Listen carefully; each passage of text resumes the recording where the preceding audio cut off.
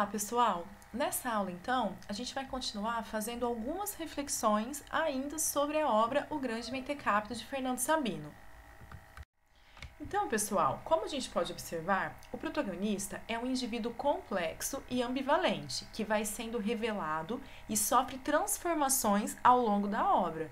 A gente percebe, né, pessoal, que o viramundo do início do livro não é o mesmo viramundo que termina o livro, né? Ele vai amadurecendo, ele vai criando algumas revoltas, algumas indignações e traçando lutas, né, que mostra essa transformação dele. A gente percebe que no começo da obra ele é super preocupado com uma exclusão social, por exemplo, que ele sofreu.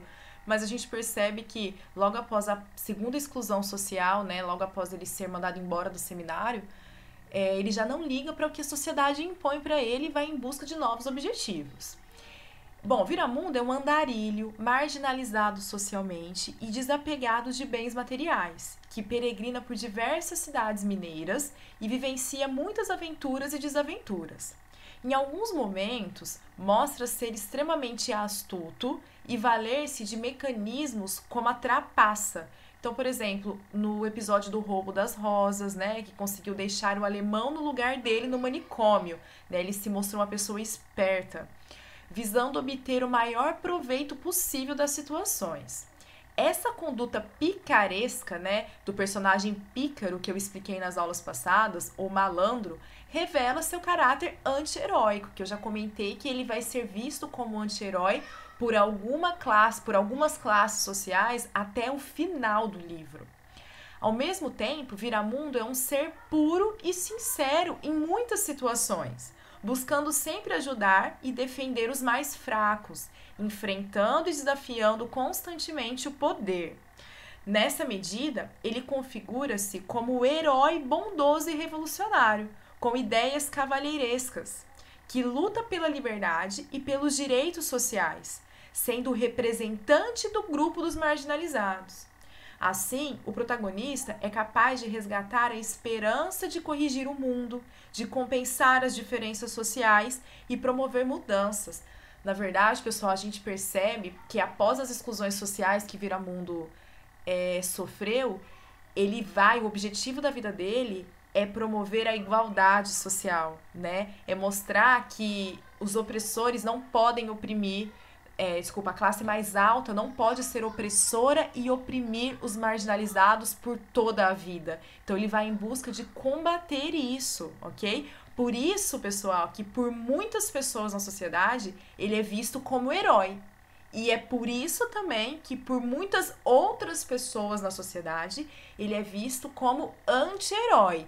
Então essa é uma pergunta que eu vou pedir que vocês me respondam essa semana, tá?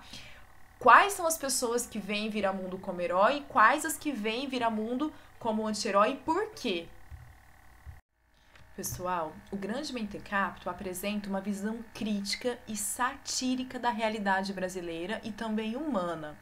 Portanto, é local e universal ao mesmo tempo, né? Esse livro representa o Brasil, por isso que é local, só que também representa todas as outras sociedades do mundo, né? Por isso a gente pode considerar uma obra universal. Contendo espaços mineiros, aspectos da cultura popular brasileira, como lendas, cantigas, adivinhas, ditados, casos, menção a vários escritores e obras brasileiras, bem como a discursos e hábitos sociais do país.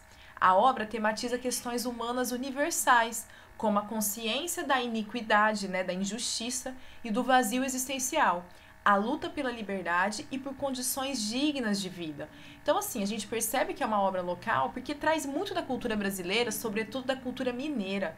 Só que essa questão da injustiça social, né, do vazio existencial, da luta pela liberdade, de condições dignas humanas, isso são lutas de toda uma sociedade do mundo.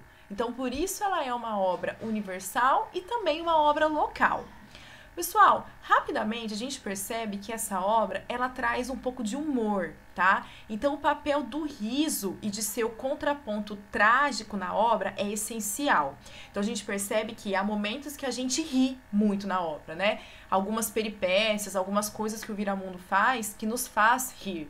Porém, a gente percebe também que é uma obra que mostra o trágico, e não só pelo fato dele morrer no final do livro, mas pelo fato da situação das pessoas marginalizadas, pelo fato da opressão que se faz com algumas pessoas na sociedade, né? Isso é trágico. Só que esse papel do humor e do trágico junto, né, é super importante, é essencial na obra, porque o riso tem sua potencialidade crítica e renovadora, trazendo a esperança da construção de uma nova realidade mais justa e humana, ao mesmo tempo em que realiza uma crítica. Então, o trágico, por sua vez, delata a crise existente em determinada situação. Assim, uma narrativa tragicômica, que é como a gente pode chamar, né, o grande mentecapto, como essa relaciona-se com os sentimentos do leitor, de modo a fazer com que ele se envolva com o conteúdo narrado. Então é assim, o Fernando Sabino, ele conseguiu fazer essa narrativa tragicômica, que ao mesmo tempo que ele faz críticas duras a posturas sociais, ele traz também um humor que nos mostra que, se lutarmos, podemos conseguir acabar com essas tristezas, né, essas injustiças sociais. Então, o humor, ele traz a esperança pra gente. Bom, pessoal, por essa aula é isso. Nas próximas aulas, a gente vai trabalhar um pouquinho da intertextualidade que essa obra, né, do Fernando Sabino tem com outras obras.